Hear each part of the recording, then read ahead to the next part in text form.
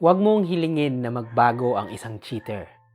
Hilingin mo na magkaroon ka ng lakas na iwan ng taong hindi ka naman pinipili. Kasi hindi ka nagkulang sa pagmamahal, tama. Hindi ka nagkulang sa pag-unawa.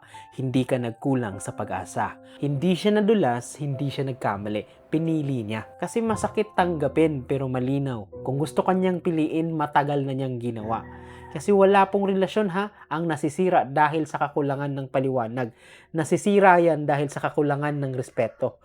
At sa bawat araw na hinihintay mo siyang magbago, unti-unti mong tinuturuan ng sarili mong magtiis. Hindi mo kasi kailangang maging sapat para sa maling tao. Kailangan mo lang maging tapat sa sarili mo. At ang pagbitaw ay hindi pagtakas, pag-ahon yan.